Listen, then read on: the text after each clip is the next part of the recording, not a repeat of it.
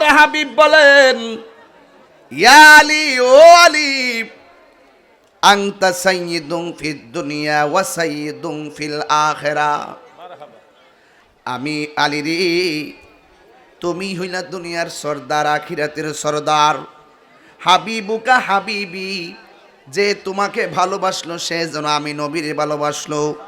ওয়া হাবিবি হাবিবুল্লাহ, যে ব্যক্তি আমি নবীরে ভালোবাসলো সে যেন আমার আল্লাহকে ভালোবাসলো। ওয়া আদুবুকা আদুবি, যে তোমার সঙ্গে দুশ্মনী করলো সে যেন আমি নবীর সঙ্গে দুশ্মনী করলো। ওয়া আদুবি আদুবুল্লাহ, আর যে ব্যক্তি আমি নবীর সঙ্গে দুশ্মনী করলো সে যেন আমার আল্লাহর সঙ্গে দুশ্মনী করলো। ওয়াল ওয়াইলু লিমান আবগাদাকা বাদি, ও আলী রে, আমি নবীর পরে যারা তোমার সঙ্গে দুশ্মনী করবে আমি নবী তাদের উপরে অভিশাপ দিলাম। আল মুস্তাদরাক হাকিম আর রিদওয়ানুন নাদরা আল ফেরদৌস কিতাবের মধ্যে উল্লেখ এসেছে।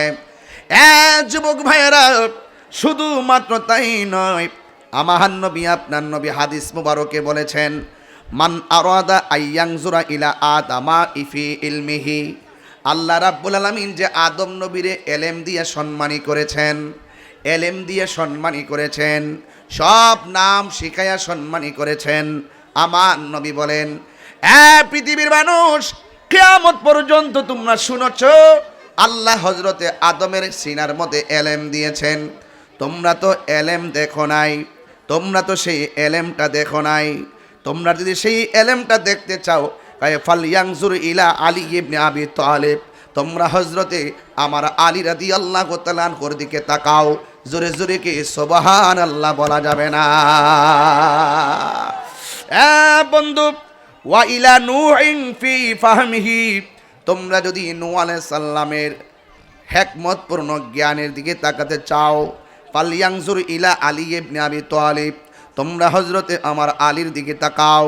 ও বন্ধু রে, ওয়া ইলা ইব্রাহিম ফি হিলমিহি, তোমরা যদি ইব্রাহিম আলাইহিস সালামের কৌশলগত জ্ঞানের দিকে তাকাতে চাও, ফালয়ানজুর ইলা আলী ইবনে আবি তালিব রাদিয়াল্লাহু তাআলা আনহু, তোমরা হযরতে আলী ইবনে আবি তালিব রাদিয়াল্লাহু তাআলা আনহুর দিকে তাকাও।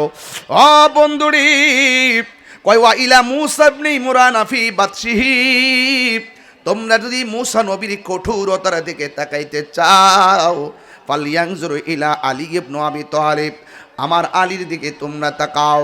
এর দ্বারা প্রমাণ হয়ে গেল মৌলা আলী রাদিয়াল্লাহু তাআলা আনহু সাধারণ নয় রে। আমার নবী আপনার নবী বলে দিয়েছেন, আনা মাদিনাতুল ইলমে ওয়া আলিয়ুন বাবুহা, আমি নবী হইলাম এলেমের শহর, আমার আলী হইল সেই শহরের দরজা। এরপর আমার নবী কয়, মান আহাব্বা আলিয়ান ফাকাদ আহাব্বানি ওয়া মান আহাব্বানি ফাকাদ আহাব্বাল্লাহ, যেই ব্যক্তি আমি নবীরে আমার আলীকে ভালোবাসতে চাও, যেই বেমান আহাব্বা আলিয়ান ফাকাদ আহাব্বানি, যে আমার আলীকে ভালোবাসলো সে যেন আমি নবীরে ভালোবাসলো। ওমান আহাব্বানি ফাকাদ আহাব্বাল্লাহ, যেই ব্যক্তি আমি নবীরে ভালোবাসলো সে যেন আমার আল্লাহকে ভালোবাসলো। ওমান আবগাদা আলিয়ান ফাকাদ আবগাদানি, যেই ব্যক্তি আমার আলীর সঙ্গে দুশ্মনী করলো সে যেন আমি নবীর সঙ্গে দুশ্মনী করলো। আর যে আমি নবীর সঙ্গে দুশ্মনী করলো, ফাকাদ আবগাদাল্লাহ, সে যেন আমার আল্লাহর সঙ্গে দুশ্মনী করলো। এই জন্য আমি সর্বশা করলে প্রমাণ করে দিয়ে গেলাম, মৌলা আলী রাদিয়াল্লাহু তাআলা আনহু শুধু নয়, আহলে বাইত রাসূল সাল্লাল্লাহু আলাইহি সাল্লামকে ভালোবাসা শুধুমাত্র ঈমানের দাবি নয়, ঈমানের অবিচ্ছেদ্য অংশ। যাদেরকে বাসলে হয় মুমিন, ঘৃণা করলে হয় মুনাফিক। এখন আপনারা জবান খুলে বলুন, আমরা কি মুমিন না মুনাফিক? আরো জোরে কোন, মুমিন না মুনাফিক? মুমিন হব। মুমিন হলে কি লাভ হবে? আল্লাহ রাব্বুল আলামিন কোরআনুল কারীমের মধ্যে সুন্দর করে বলে দিয়েছেন, ওয়াবাশশিরিল্লাযীনা আমানু ওয়া আমিলুস সালিহাতি আন্না লাহুম জান্নাতিন তাজরি মিন তাহতিহাল আনহার।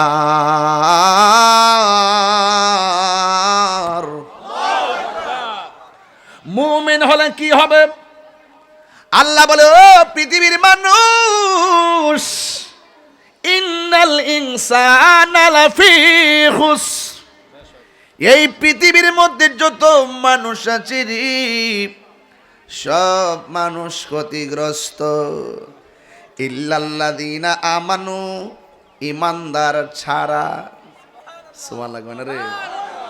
ইল্লাল্লাযীনা আমানু, ইমানদার ছাড়া। আর ইমানদার কাকে বলে?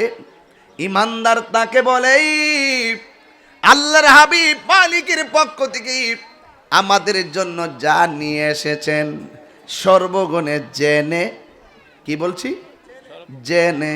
তাহলে আপনি জানলেন, ইমানদার হতে পারেন নাই।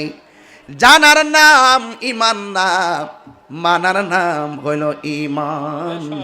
আবু জাহিলও জানতো কিন্তু মানতো না। কথা কন ঠিক না বেটি? এ বন্ধু, সর্বগুণে জেনে মানার নাম হইল ইমান। আমার নবী বলছেন তোমরা মহব্বত করো। এখন যদি মহব্বত না করি আমরা কি নবীকে পাবো? তাইলে যদি নবীর কথা মানি, আমি প্রায় মাহফিলে বলি আল্লাহ মানা নবী মানা নয়, নবী মানলে আল্লাহ মানা হয়। কথা বলেন ঠিক না বেঠি? এই জন্য আমার যুবক ভাইরা, আমি বলছিলাম ইমানদার কাকে বলে? ইমানদার বলে তাকে যারা আল্লাহকে মানে, রাসূলুল্লাহকে মানে, আখিরাতকে মানে, ফেরেশতাকে মানে, তাকদীরকে মানে, আসমানি কিতাবকে মানে, আহলে বাইত রাসূলুল্লাহকে জানে চাইতে মহব্বত করে, সাহাবায়ে কেরামদেরকে মহব্বত করে, আউলিয়া কেরামদেরকে মহব্বত করে, মা বাবাকে মহব্বত করে, বড়কে সম্মান করে, ছোটকে স্নেহ করে। তাইলে যে ইনজিলটা লাগাইলাম, এই যে ইনজিলের সঙ্গে ডাব্বা লাগাইছি, সব ডাব্বা লাইকে রয়েছে আহলে বাইত রাসূল সাল্লাল্লাহু আলাইহি সাল্লামের সঙ্গে। জোরে কন্যা সুবহানাল্লাহ। যদি না থাকে, সাজরা যদি না মিলে, মাঝখান্দা কাটা গেলে ওই বগি কোনোদিন মঞ্জিল মকসুদে যাবে না। লাগাই রাখতে গেলে সব সময় ইমানটারে পাহারা দিয়া রাখতে হবে, কারণ ধর্ম নিয়ে বাড়াবাড়ি চলতেছে। জুতা সুর বহুত বালা রে, ইমান সুর বড় খারাপ। হ্যাঁ, বাহুত্তর দল যাইবের দল, ঠিক নি চলছে। ধর্ম নিয়া বাড়াবাড়ি গো, ধর্ম নিয়া বাড়াবাড়ি, আগুন ইমানের বাজার। তাই কো হুঁশিয়ারে মুমিন, তাই কো হুঁশিয়ারে। উম্মত হবে ৭৩ দল, ৭২ দল যাইবের তল। বলি আছে নবী দনে দেখ না হাদিস খুলে। বর্তমানে তারার দল, নাম লইছি আমি, নাম লইছি। বর্তমানে তারার দল, দেশটা গেছে ভরে। উমা সারা জীবন ফর্দার ওয়াজ করছে, ওহন্দি পিছনে ব্যানার লাগাইছে মৌলবীরার, সামনে সব মহিলারা। মৌলবীরা পিছনে, মহিলারা সামনে জিয়ারত করতেছে।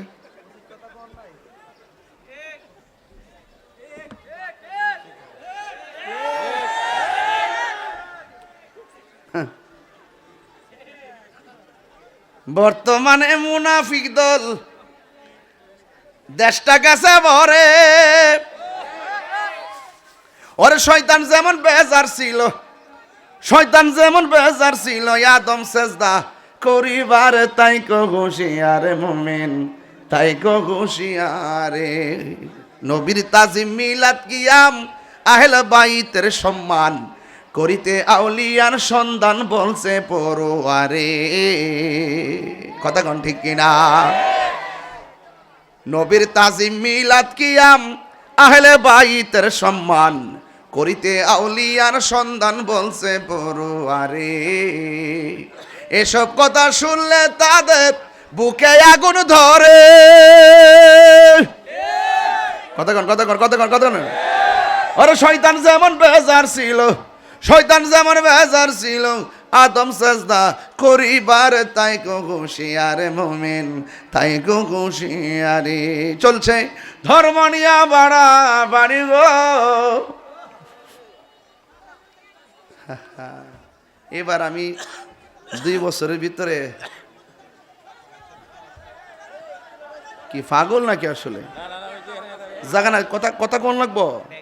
এই বেটা, এই বাবা, এই বাবা, এটা কথা কয়ে মানুষ স্মরণ লাগবো? এটা সিলান শুরু করছে, মনে হচ্ছে ঝগড়া লাগছে। আরে মিয়া রাহ, আপনি আবার যায় না, দরবার লাগে না। এই মিয়া, আরে বাবা বল না।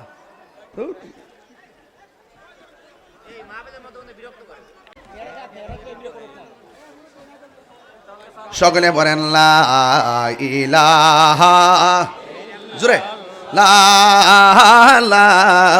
ইলাহা ইল্লাল্লাহ, লা ইলাহা লা ইলাহা ইল্লাল্লাহ, বলি লা ইলাহা ও লা ইলাহা ও লা ইলাহা ইল্লাল্লাহ, লা ইলাহা ইল্লাল্লাহ, লা ইলাহা ইল্লাল্লাহ, লা ইলাহা ইল্লাল্লাহ মুহাম্মাদুর রাসূলুল্লাহ সাল্লাল্লাহু আলাইহি ওয়াসাল্লাম। জোরে জোরে কি আল্লাহু আকবার বলা যাবে না? পারে কে যাবি নবীর নৌকাতে আয়। রাতে 3টার পরে গাইলে মোটামুটি বুঝলেন লে যে আমি কিতা কইতাছি।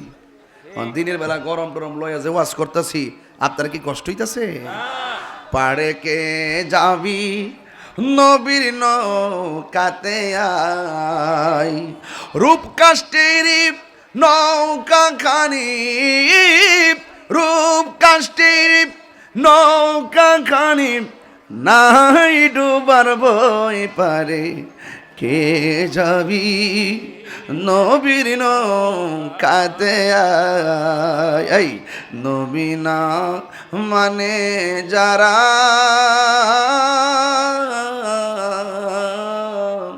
100% বেঈমান তারা এই জমিনে।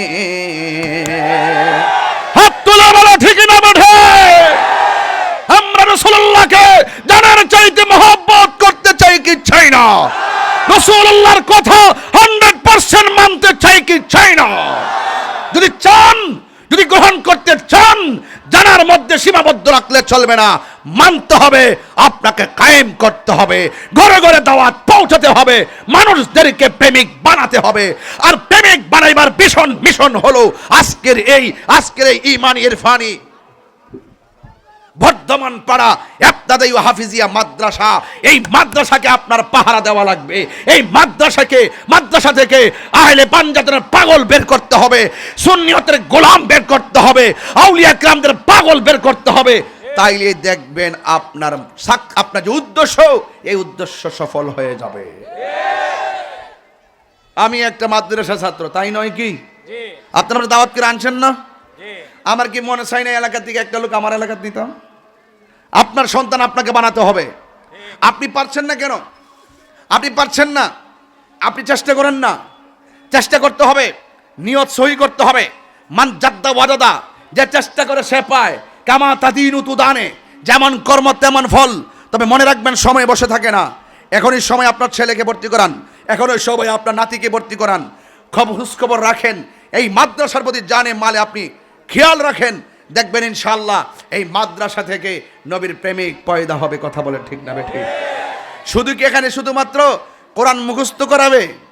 কোরআন শরীফ মুখস্থ করলে কি আশিকে রাসূল হওয়া যায়? এতই সোজা? এখানে কোরআন মুখস্থ করার পাশাপাশি আপনার অন্তরে এই যে বর্তমান যুগ উপযোগী শিক্ষা আছে, এই উপযোগী শিক্ষা দেওয়া হবে। অভিজ্ঞ শিক্ষকের মাধ্যমে আপনার সন্তানকে গড়ে তোলা হবে এবং পাশাপাশি নৈতিক শিক্ষা, চারিত্রিক শিক্ষা এবং বর্তমান সমাজের সাথে তাল মিলিয়ে আপনার সন্তানকে অপশক্তির বিপরীতে দালিলিক লড়াই করে নিজের অস্তিত্ব আর নিজের হককে প্রতিষ্ঠা করার মতো সেই স্পিরিট পয়দা হবে যদি আপনি মাদ্রাসায় পড়ান। আর যদি আপনি মাদ্রাসা চিনতে ভুল করেন, আমারে গতকালও গেছি পঞ্চগড়, একজন আমারে বলতেছে হুজুর কিতাবখানা দিছি। আমি বাবা কিতাবখানাতে কোনটা দিছো তুই জানো তো বাবা? তাহলে কিতাবখানা আর কোরআন হাফেজিয়া মাদ্রাসা দেখলেই বাবা চলবে না, দেখতে হবে ওই মাদ্রাসার ভিতরে কোনো ধরনের গুস্তাখে রাসূলের কোনো কিছু সাপ্লাই করা হয় কিনা। কথা বলেন ঠিক না বেটি? এখানে আসলে আপনার সন্তানকে আশিকে রাসূল হওয়ার দীক্ষা শিক্ষা দেওয়া হবে, আপনার সন্তান মানুষের মতো মানুষ হবে ইনশাআল্লাহ। আমি আলামিনকে বলেছি, আশরাফিকে বলেছি যে স্বাধীনতা অর্জন করা সহজ, ধরে রাখাটা কঠিন। ধরে রাখা কঠিন। এই জন্য নাক কান চোখ খোলা রেখে যারা যারা আছেন সামাজিকভাবে তাদের সঙ্গে আপনার যোগাযোগ মেনটেন করতে হবে এবং আপনার ছাত্রগুলো ঠিকমতো তাদের পাঠদান করছে কিনা সেটা খেয়াল রাখতে হবে। শিক্ষকগুলো তাদের দায়িত্ব পালন করছে কিনা অন্যান্য শিক্ষকদের প্রতি আপনার খেয়াল রাখতে হবে। বুঝতে পেরেছেন? আর অভিভাবক যারা আছেন অভিভাবকদেরকে বলবো, আপনি হয়তো ভুল করতেছেন। এই দাড়ি পাকনাওয়ালা মুরব্বী আব্বারা, আপনার ঘরে হয়তো নাতিরা আছে, নাতিদেরকে ভর্তি করাই দিবেন। যুবক ভাই, আপনার ভাইকে ভর্তি করাই দিবেন এই মাদ্রাসার ভিতরে। তাহলে আজকে যে ওয়াজ করতেছি আমার ওয়াজটা সার্থক হবে। পঞ্চগড় থেকে এসেছি, আল্লামা মুফতি উসমান গনি সালি হুজুরের বাড়ির মাহফিল ছিল। হুজুরই আমাকে দাওয়াত করেছিলেন, একসাথে গিয়েছি। হুজুরের বাসায় খাওয়া দাওয়া করেছি, অনেক মেহমানদারি করেছেন, অনেক সম্মান করেছেন। আসলে যত বড় আলেম তার মনটা তত বড় এবং ওনাদের চিন্তা ভাবনা অনেক বড় এবং দেখেছেন তো মানুষ কত হাজার হাজার লোক হয়েছে। তবে যাই হোক, আপনাদেরকে অনুরোধ করব, আমিও চাই আমার ভাই বাবু ভাই এখানে আমি মাহফিল শুরু করার আগে কানের কাছে মুখটা লাগাই বললেন যে একটা বড় মাহফিল দিতে হবে স্টেডিয়ামে। আমাদের বড় মাঠ আছে না, ওই মাঠে দিতে হবে। কলেজ মাঠ নেই না, স্টেডিয়ামই তো। আমি ভাইকে বলেছি প্রয়োজন আমি সহযোগিতা করব। বাংলাদেশের সেলিব্রেশন যারা করে, যারা হক্কানি আলেম, মর্দে মুজাহিদ, অনলাইন অফলাইন স্কলার ভাবধারা যারা কথা বলে, আমি না আমার সাথে ডেভেলপ আরও 10 জন আলেম যদি সংযোজন করতে হয়, প্রয়োজনে সুন্নিয়তের সুমহান বৃহৎ স্বার্থে আমরা একটা গণবিস্ফোরণ এই ভাটি অঞ্চলের অষ্টগ্রাম সারা বাংলাদেশে প্রদর্শন করতে চায়। রাজি আছেন কিনা বলেন না কেন? আরে দুই হাত তুলে না কেন? ইনশাল্লাহ।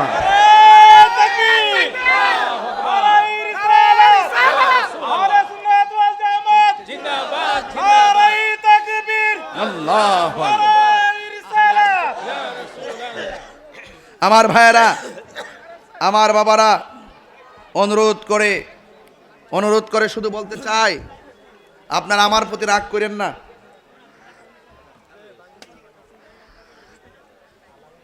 যে কথাগুলো বলতেছি এই কথাগুলো ফেলে দিবেন না। সৈনিক তৈরি করতে হবে।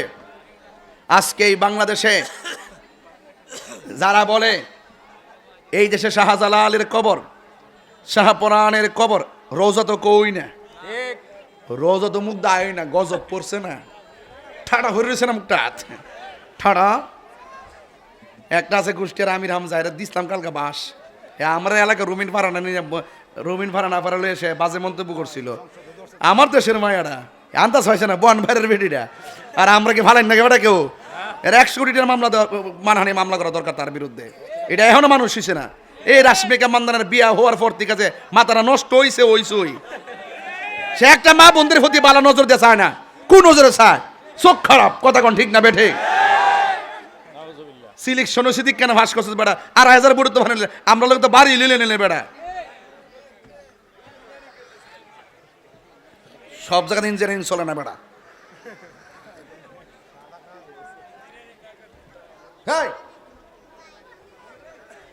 কই জানে গেছিলাম অস্ট্রেলিয়া। যারা বলে শাহজালালের কবর লাইতে ভাঙ গেলাও, নাউজুবিল্লাহ কোন রে? শাহপুরানের কবর, গোলাপ শাহর কবর, কল্লা শাহর কবর, এই দেশে যত উঁচু কবর আছে সবগুলোকে লাঠি মেরে ভেঙে দাও। যেই ব্যক্তি এই কথা কয় সেই ব্যক্তি কি ইমানদার হতে পারে? ওলি আল্লাহর সঙ্গে দুশ্মনী করলে কি আল্লাহ পাওয়া যাবে? স্বয়ং মালিক যুদ্ধ ঘোষণা করেছেন। হ্যাঁ, যেই ব্যক্তি বলে নবীজির আব্বা আম্মা জাহান্নামী, নাউজুবিল্লাহ, জোরে কর না। ওনার নাম হইল আব্দুর রাজ্জাক বিন ইউসুফ, আহলে হাদিসদের বড় ঠাকুর।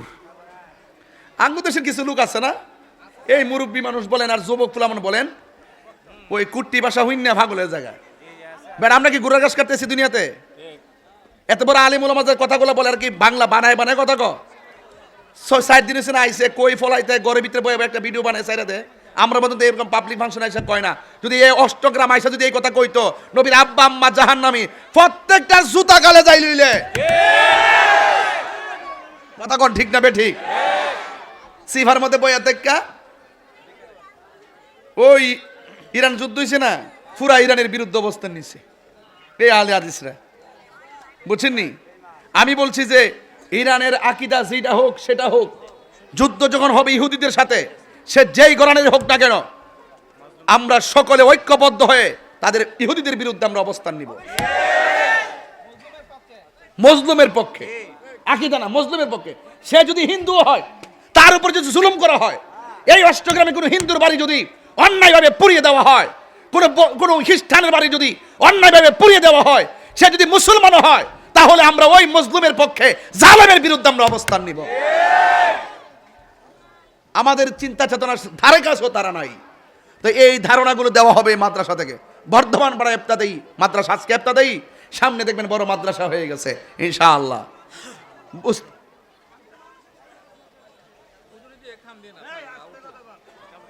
না আমার ভাইয়েরা, না এটা আমি আবার খারাপ লাগে আমার কাছে, আমি এটা সহ্য করি না। এই জন্য মাঠটা ক্লিয়ার থাকে। যদি এটা সহ্য করতাম তাহলে আমাদের গল্প লইলে অ্যাডমিনিস্ট্রেশন যদি চিফ যদি কঠিন না থাকে, আপনি প্রতিষ্ঠান চালাতে পারবেন না। আর আপনি যদি ছাত্রছাত্রীর যদি ভাইল বেলতে কথা কন, দেখবেন আপনার 2 দিন পরে মানতো না। আমার চোখের ভাষায় ভালোবাসা আছে, শাসন আছে। আমি বলছিলাম যেই লোকটা বলছে আল্লাহর ওলির মাজারকে ভেঙে দেওয়ার জন্যে, তার নাম হলো আব্দুর রাজ্জাক বিন ইউসুফ, আহলে হাদিসদের সবচেয়ে বড় হুজুর।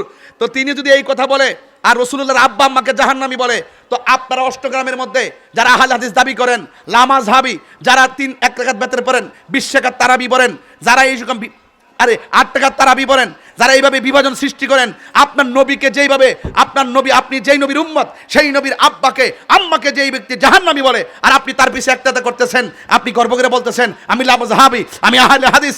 এইরকম আহলে হাদিস যারা আছে, আমরা তাদেরকে সবসময় চ্যালেঞ্জ করে আসছি এবং গতকালও চ্যালেঞ্জ করেছি, আজকেও বলি। এই আব্দুর রাজ্জাক বিন ইউসুফের সঙ্গে কণ্ঠ মিলিয়ে আমাদের নামের আগে লেখছে মুহাদ্দিস রফিকুল্লাহ আফসারী সাহেব, তিনিও ওনার সঙ্গে সুর মিলিয়ে বলছে। তার মানে বোঝা গেল তারা তাদের পাল্লাটাকে ভারী করতেছে। আমরা যদি সতর্ক না থাকি, তাহলে তাদের পাল্লা আরো ভারী হবে, মানুষের ইমানকে বিভ্রান্ত করবে, মানুষের ইমানকে লুণ্ঠন করবে। এই জন্য আমি এই রাষ্ট্রপ্রধানকে ওই দিন আমি রাগ করে বলছিলাম, আমি দেখেছি আব্দুর রাজ্জাক বিন ইউসুফের মতো লোক আপনার মাথায় হাত বোলাইয়া আপনাকে দোয়া করে দেয়, আপনাকে আশীর্বাদ করে, তার ফাঁকে আপনি আপনার পাশে কেন বসালেন? যেই ব্যক্তি ওলি আল্লাহর মাজারকে ভেঙে দিতে চায়, যেই ব্যক্তি নবী পাকের আব্বা আম্মাকে জাহান্নামী বলে, আর সেই ব্যক্তি আপনার পাশে বসে আপনার মাথায় বলে আশীর্বাদ দেয়, আমার তো মনে হয় এই ছদ্মবেশের আশীর্বাদ কোনো এক সময় আপনার জন্য অভিশাপে পরিণত হয়ে যাবে। সুন্নিদেরকে বিশ্বাস করেন না, সুন্নিদেরকে রাষ্ট্রের কোনো কাজে আপনার অ্যাড করেন না। আপনারা মনে করছেন যে আমরা সুন্নিরা মনে হয় যেন কিছু বুঝি না। এই দেশে যারা ভাঙচুর করতে পারে, এই দেশে যারা অগ্নিসংযোগ করতে পারে, এই দেশে যারা গাড়ি ঘোড়া ভাঙচুর করতে পারে, মানুষ খুন করতে পারে, গুম করতে পারে, এদেরকে দেখছি এই দেশে প্রাধান্য দেওয়া হয়। যারা ভদ্র, যারা দুর্বল, যারা সভ্য, যারা আদবওয়ালা, এদেরকে দুর্বল মনে করে রাষ্ট্রতন্ত্রের গুরুত্বপূর্ণ জায়গা থেকে বিচ্ছিন্ন করা হয়। এই জন্য আমি পরিষ্কার ভাষায় বলতে চাই, আহলে সুন্নাত ওয়াল জামাত, আহলে বাইতের চেতনায়, কারবালার চেতনায়, পাঞ্জাতনের চেতনায় আমাদের সকলকে ঐক্যবদ্ধ হয়ে আমাদের অবস্থান আমাদেরকে জানান দিতে হবে ইনশাআল্লাহ। ঠিক কিনা বলেন? এক হওয়ার দরকার আসেনি, আরে কতক্ষণ দরকার আসেনি। তবে এইবার আপনারা সবাই এক ছিলেন, আমরা জানি, আমরা বুঝেছি। আল্লাহ যেন এই এক থাকার তৌফিক দান করে। সুন্নিয়তকে, যেমন আপনারা একজন ভালো এমপি পেয়েছেন যিনি সুন্নিয়তকে ধারণ করে, কি করে? সুন্নিয়তকে ধারণ করে, আউলিয়া কেরামকে ধারণ করে, আহলে বাইত রাসূল সাল্লাল্লাহু আলাইহি ওয়াসাল্লামকে ধারণ করে। এই জন্য এটা আমাদের জন্য পজিটিভ দিক, এটা আমাদের জন্য নেগেটিভ দিক না। এমন আরো অনেক সুন্নি আছে, যেমন বাবু ভাই, উনি ধারণ করে। আমাকে যদি বলেন, আমিও ধারণের চেষ্টা করি, যা বলি হৃদয় থেকে বলি, কাউকে খুশি করার জন্য বলি না। আমি ওয়াজ করব আর আহলে হাদিস কোন মৌলবী অষ্টগ্রামে রাগ করবো আমার সাথে, এগুলো গণার টাইম কি আমার আছে? আমি কি তার সাথে বাইরে করব? আমি কমুজি তুমি যে সাফাবাজি করো, বাবু ভাইয়ের নেতৃত্বে মাঠের মধ্যে বসো, দেখি তোমার ভাই জামা কদ্দুর আছে।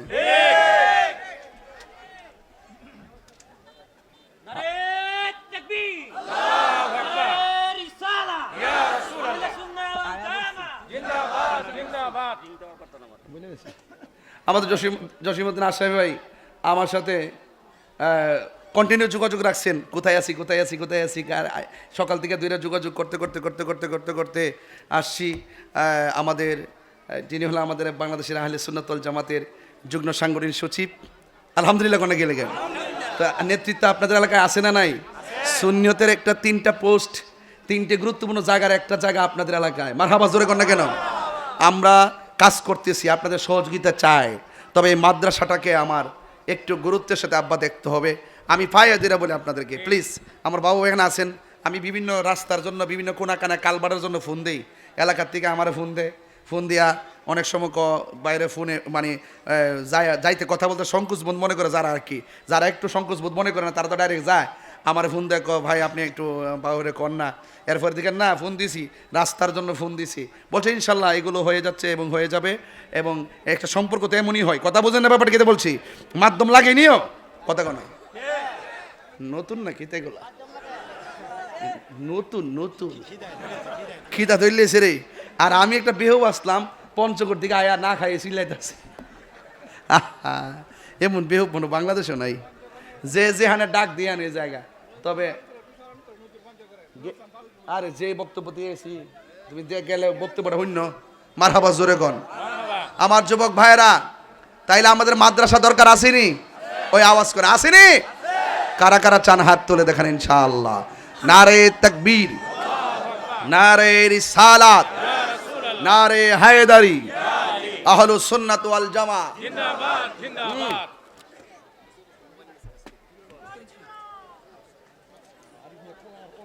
ভাইরা আমার, আপনারা যারা এখানে আসছেন, যদি কোনো মুরব্বী উঠে ছাইরা দিয়েন, মুরব্বী মানুষ। আর যদি কোনো ফুলাফান উঠে জাতা দিয়া ধরেন, কয়েন যে তাহিরুজ আজকে একটা জিকির দিয়া যাইব, এই জিকিরটা না হইলে ফেটটা পড়তো না। কথা কন ঠিক না বেটি? রাজি আসেন ইনশাল্লাহ? রাজি আসেন ইনশাল্লাহ? আমরা কি মুনাফিক না মুমিন? আল্লাহ কবুল করুক, আমিন কন। এই পর্যন্ত ওয়াজটা রাখলাম, মারহাবা কন। তাহলে মুমিন যারা তাদের জন্য জান্নাত আছে না নাই? আরো জোরে কোন জান্নাত আছে না নাই? জান্নাতের নিচে নহর আছে না নাই? হাউজে কাউসার আছে না নাই? আঙ্গ দেশে হাউজে না, আঙ্গ দেশে আমাদের দেশে অনেক আছে মুনাফিকি করে। আমরা বেদাতি, আমরা কি কয় আসল বেদাতি এরা, আসল বেদাতি কারা? হেরা নাম কইছি ইয়ানি দেখে কিছু লাগতো না।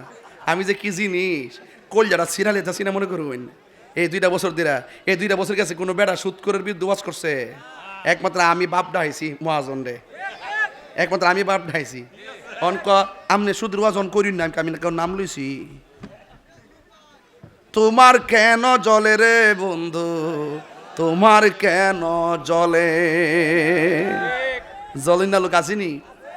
আসলাম হুজুর রে, মনে মনে ভাবছিলাম হুজুর মনে একটু মিলাই দিলে ও আশটা করবো। আজকা দিয়ে দেখতেছি হুজুরে বরাক বাস দিতেছে।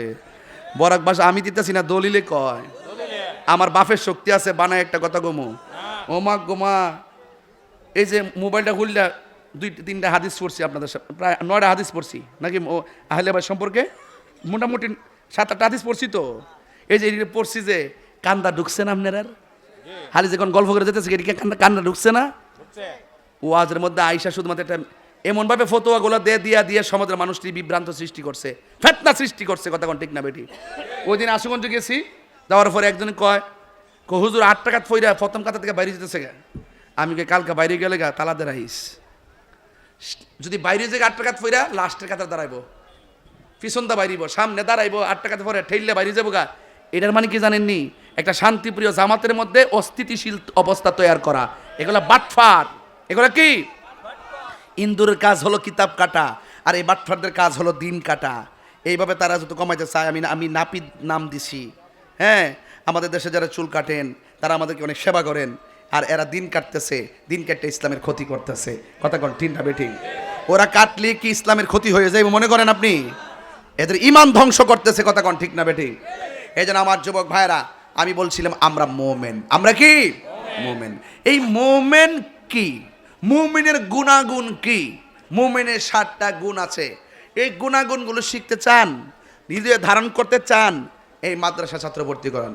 এই মাদ্রাসা যখন ভর্তি করাবেন, আপনার সন্তানকে এই শিক্ষাটা দীক্ষাটা দেওয়া হবে। আমরা ওয়াজের মাঠে এসে আকীদা শিখি নাই, আমরা প্রতিষ্ঠান থেকে আকীদা শিখে আসছি। এই জন্য স্টুডেন্ট লাইফ একটা গুরুত্বপূর্ণ জায়গা। ওই জায়গা থেকে আপনাকে আকীদা বুঝতে হবে, কথা বুঝতে পেরেছেন?